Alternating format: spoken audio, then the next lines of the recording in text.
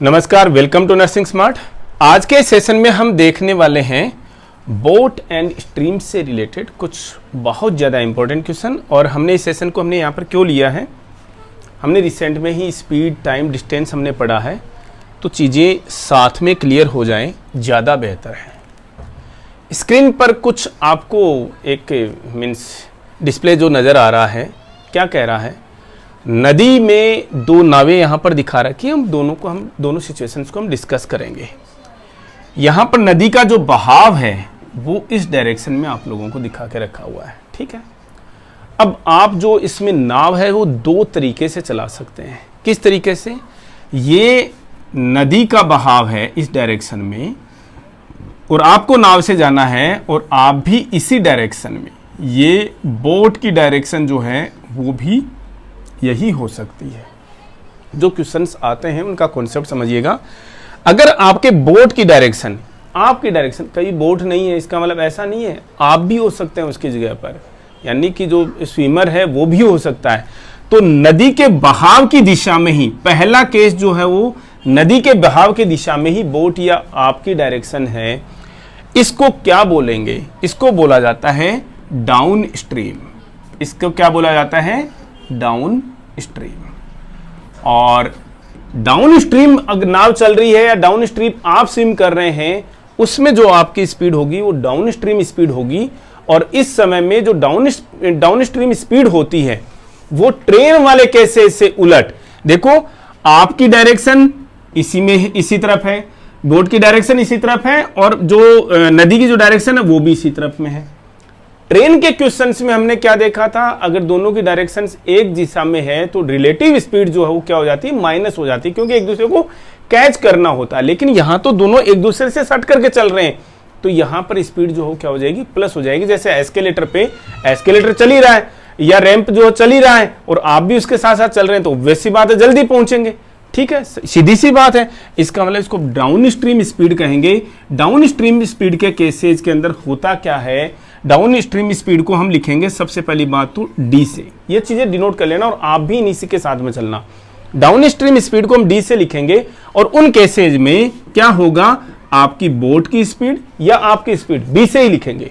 Boat की speed plus साथ में नदी के बहाव की स्पीड, जिसको हम हमेशा डब्ल्यू से लिखेंगे। डब्ल्यू का मतलब पानी का बहाव, पानी की स्पीड जो है, दोनों प्लस हो जाएंगे। क्यों हो जाएंगे जी? ऑब्वियस सी बात है, ये नाव है और ये इधर की डायरेक्शन में चल रही है, पानी का बहाव भी नदी में इसी तरफ में है, तो नाव को चलाना आसान होगा ना। आप लोगों को नाव को चलाना आसान होगा तो क्या होगा? स्पीड जो है वो बढ़ गई है।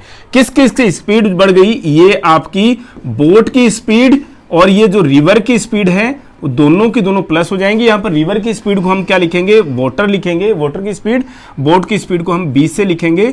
और दोनों की स्पीड जो है वो एक ही डायरेक्शन में अगर है तो हम इसे डाउन स्ट्रीम स्पीड बोलेंगे और इसे हम डी से डिनोट करते हैं और दोनों को हम प्लस कर देंगे, डाउन स्ट्रीम स्पीड आ जाएगी। एक छोटा सा ये कॉन्सेप्ट आप लोगों का क्लियर हो जाना चाहिए। पॉइंट वाइज हम चीजें बताएंगे कि डाउन स्ट्रीम स्पीड आप लोगों को समझ में आ गया कि नहीं आ गया? आ जाना चाहिए। डाउन स्ट्रीम स्पीड को डी से लिखा हमने। कैसे होती है, कैसे फाइंड आउट करते हैं? बोट की स्पीड कब होगी? जब बोट की स्पीड और पानी की स्पीड यानी रिवर की स्पीड दोनों एक डायरेक्शंस में है तो डाउन स्ट्रीम स्पीड कहलाएगी और दोनों का प्लस हो जाएगी downstream speed. D is equal to B plus W. लेकिन यहां से चले तो गए, वापस आएंगे तो क्या रिवर की जो स्ट्रीम की डायरेक्शन है वो बदल जाएगी क्या? जी नहीं, नदी तो एक ही डायरेक्शन में बहती रहेगी जी, ठीक है ना। कुछ एक ज्योग्राफिकल कंडीशंस के अलावा नदी का जो डायरेक्शन है, बहाव का डायरेक्शन, स्ट्रीम का डायरेक्शन है, वो तो यही रहेगा। लेकिन आना आपको पड़ेगा इसके उलट, ठीक है, उलट आना पड़ेगा। इसका मतलब आपकी बोट की डायरेक्शन जो है वो ये है, वाटर यानी रिवर की डायरेक्शन ये है, एक दूसरे के अपोजिंग है, ये एक दूसरे को अपोज करते हुए है। तो इस कंडीशन में हम स्पीड, जो रिजल्टिंग स्पीड रहेगी, नेट स्पीड रहेगी, उसे हम बोलते हैं अपस्ट्रीम स्पीड। जब नाव की दिशा नदी के बहाव की दिशा के अपोजिट में है, उसको अपोज कर रही है, तो जो फाइनल स्पीड होगी, जो रिजल्ट स्पीड होगी, उससे हम बोलेंगे अपस्ट्रीम स्पीड। ऑब्वियस सी बात है, आपको नदी के बहाव को काट करके आना पड़ेगा, इसका मतलब आपकी स्पीड कम हो जाएगी और जो रिजल्ट अपस्ट्रीम स्पीड होगी, जिसे हम यूज से लिखते हैं यहां पर, ऑब्वियस सी बात है, आपको चलाने के लिए बोट की स्पीड तो ज्यादा ही रखनी पड़ेगी। तो बोट की स्पीड में से पानी की स्पीड या रिवर की स्पीड को माइनस कर देंगे। ये दूसरा कॉन्सेप्ट जो है आप लोगों का क्लियर हो जाना चाहिए। वी होप आप लोगों को ये दो चीज़ें यहाँ पर जब समझ में आ गई हैं तो फिर हम चीज़ें जो हैं ऑटोमेटिकली समझ लेंगे, कोई मुश्किल नहीं आने वाली है। अब दो चीज़ें आपको डाउन स्ट्रीम और अप स्ट्रीम यहाँ पर क्लियर हुई है, तो यहाँ से दो पॉइंट्स हम और क्लियर करेंगे। और दो पॉइंट्स वो क्या हैं? अगर आपको कभी किसी क्वेश्चन में क्या दे रखी है, डाउन स्ट्रीम स्पीड दे रखी है, गिवन है, मान लीजिए डाउन स्ट्रीम स्पीड काट देते हैं इनको, अभी हम आपको बता रखा है ना, तो ये बता रखा क्या कि भाई बोट की स्पीड क्या है, ना ही ये बता रखा कि पानी की स्पीड क्या है। आपको बता रखा है कि जब आप डाउन स्ट्रीम जा रहे थे, यानी कि पानी के बहाव की डायरेक्शन में जा रहे थे, तो ऑब्वियस सी बात है आपकी कोई ना कोई स्पीड थी और डायरेक्ट डी थी, डाउन स्ट्रीम स्पीड थी। और वो क्या थी ये समझ लीजिए आप, हमने एग्जांपल के तौर पर मान लिया 10 थी। क्लियर है? एग्जांपल के तौर पर हमने मान लिया 10 की थी। आप जब वापस आ रहे थे, यानी इसका मतलब अपोज करते हुए आ रहे थे, इसका मतलब आपकी अपस्ट्रीम स्पीड जो है वो कितनी रह गई जी? 6 रह गई। ठीक है, एग्जांपल के तौर पर हम देख रहे हैं। ऐसे केसेज के अंदर जो ठहरे हुए पानी में यानी पानी नहीं चल रहा हो, तो बोट की स्पीड जो है वो क्या होगी? बोट की स्पीड, ये जो बी लिखा है हमने, ठहरे हुए पानी की स्पीड, जो हमने पहले भी लिखा था, वो ठहरे हुए पानी में बोट की स्पीड है, तो बोट की स्पीड क्या होगी? इसके लिए आपको कुछ नहीं करना। क्या? देखो अभी हमें यहां पर एवरेज बन रहा है, यानी कि ठहरे हुए पानी की जो स्पीड है, सॉरी जो बोट की जो स्पीड है, वो अपनी लेवल पर जब जा रहे थे तब भी वही थी, आ रहे हो तब भी वही सेम इंजन लगा हुआ है। ठीक है, अब वो पानी के बहाव की वजह से एक बार आपके साथ में था तो डाउन स्ट्रीम स्पीड ज्यादा हो गई, आ रहे हो तो अपोजिंग है तो अप स्ट्रीम स्पीड जो है वो कम हो गई है। साफ सी बात है। जब कभी भी आपसे ठहरे हुए पानी में बोट की स्पीड निकलाई जाए, आपकी स्पीड निकलाई जाए, जिसको हम 20 से लिखते हैं, और आपको डी दे रखा हो, यानी डाउन स्ट्रीम स्पीड दे रखा हो, अप स्ट्रीम स्पीड दे रखा हो, कुछ नहीं करना, डाउन स्ट्रीम स्पीड और अप स्ट्रीम स्पीड को प्लस कर देना और 2 से डिवाइड कर देना। ठीक है, यहां इस केस में आपको डाउन स्ट्रीम स्पीड 10 है, अप स्ट्रीम स्पीड 6 है, दोनों को डिवाइड कर दिया 2 से, क्या आ गया जी? 8 आ गया। यानी कि 8 किलोमीटर पर आवर या जो भी स्पीड है, यूनिट है, वो 8 की स्पीड यहां पर आ गई। अब यहां पर क्या आप पानी की स्पीड निकाल सकते हो क्या? क्यों नहीं निकाल सकते? रिवर की स्पीड क्यों नहीं निकाल सकते? आपसे पूछ लिया जाए रिवर की स्पीड क्या होगी जी? अभी देखो, हमने जो अभी इससे पहले जस्ट डिस्कस किया था कि डाउन स्ट्रीम स्पीड का मतलब क्या था। डाउन स्ट्रीम स्पीड का मतलब था आपकी बोट की स्पीड, और डाउन स्ट्रीम के में दोनों एक ही डायरेक्शन में थे, प्लस पानी की स्पीड यानी बहाव की स्पीड, ये था। अब आपसे पूछा गया पानी की स्पीड, इसका मतलब डाउन स्ट्रीम स्पीड में से बोट की स्पीड को अगर निकाल दिया जाए तो आपके पास में पानी की स्पीड यहां पर आ जाएगी। यहां पर इस केस में डाउन स्ट्रीम स्पीड जो है वो 10 है, पानी की स्पीड जो है वो कितनी, सॉरी बोट की जो स्पीड है वो कितनी आ गई हमारे पास में? 8 आ गई है। दोनों माइनस किया, कितनी आ गई जी? 2 आ गई। क्लियर है ये चीज? अब देखो आप यहां से भी इस चीज को पता लगा सकते हो क्या? यू वाले केस में भी क्यों नहीं पता लगा सकते? यू के केस में क्या होगा जी? यू के केस में क्या होगा? बोट की स्पीड में से पानी की स्पीड माइनस हो जाएगी। क्यों? एक दूसरे के अपोजिट में है। बोट की स्पीड में से पानी की स्पीड जो है वो माइनस हो जाएगी। बोट की स्पीड आपके पास में 8 है जी, 8 है। पानी की स्पीड आपके पास में क्या आ गई जी? 2 आ गई। देखो जी यहां पर आपके पास क्या आ गई? 6 आ गई, 6 आ गई। क्लियर है? तो क्वेश्चंस जो हैं वो इन्हीं 3-4 कॉन्सेप्ट्स पर बेस्ड हैं, जिनको लेकर के आप यहां पर क्वेश्चन जो हो सारे के सारे सॉल्व करने वाले हैं।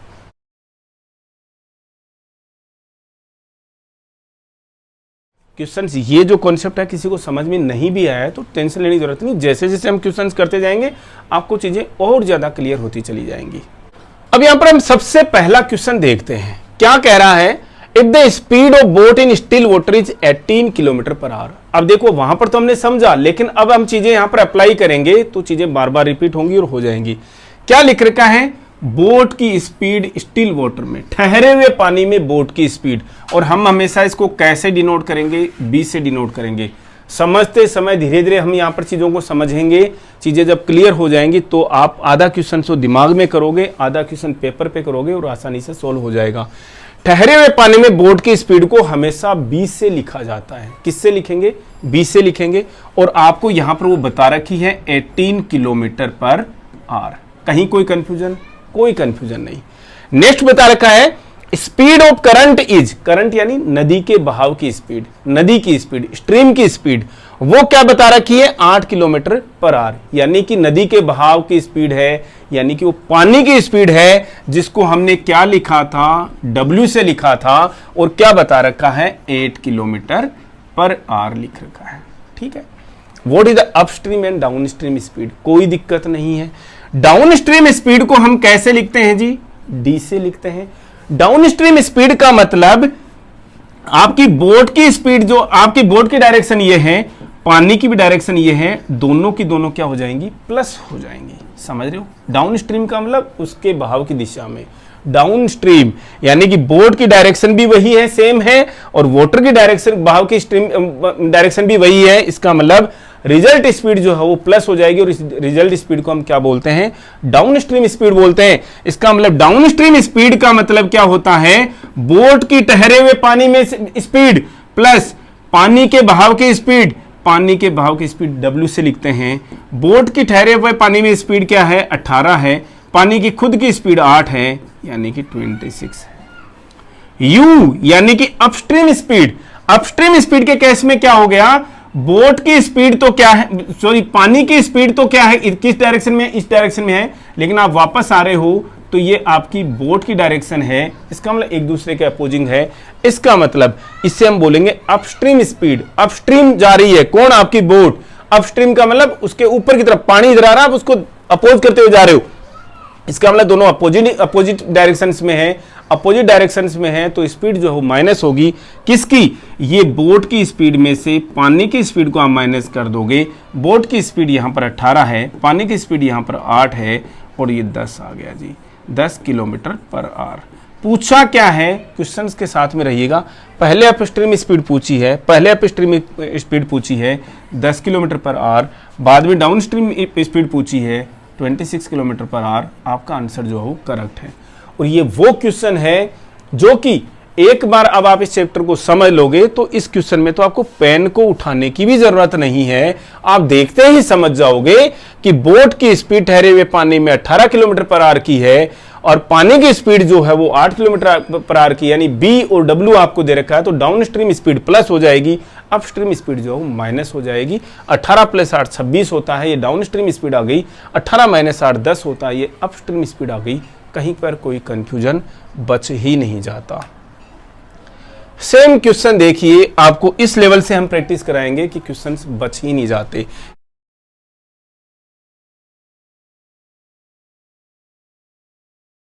किस किस तरीके की लैंग्वेज लिखी आ सकती है कि आपको क्वेश्चन में कोई कंफ्यूजन बचे ही ना।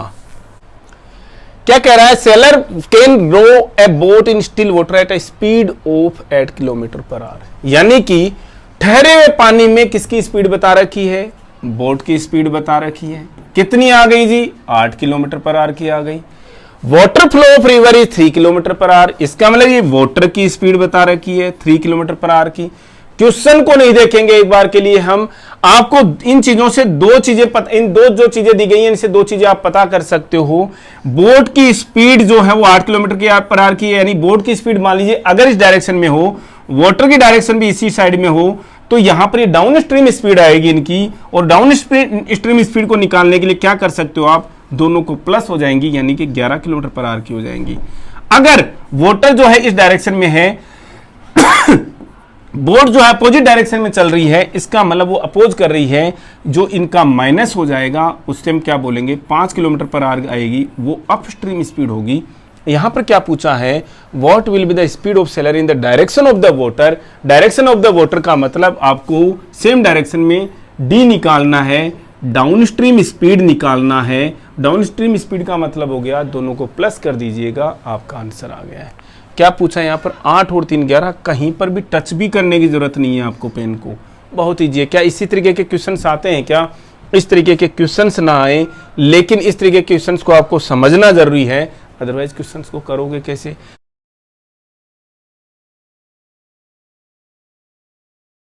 सेम क्वेश्चन आपको वापस नजर आ रहा है, सेम फिगर्स है, सेम वैल्यूज हैं। 8 किलोमीटर पर आवर की जो आपकी बोट की स्पीड है, 3 किलोमीटर पर आवर की पानी की बहाव की स्पीड है, अगर एक दूसरे के अपोजिट में है, seller in opposite direction of the water stream है, तो क्या निकालोगे आप उस समय में? अपस्ट्रीम स्पीड निकालोगे। अपस्ट्रीम स्पीड क्या होती है जी? दोनों के अपोजिट होती है, यानी दोनों माइनस हो जाएंगी। बोट की स्पीड में से वाटर की स्पीड आप माइनस कर दीजिएगा, आपके अपस्ट्रीम स्पीड आ जाएगी। ये तो थे एकदम से बेसिक से क्वेश्चंस।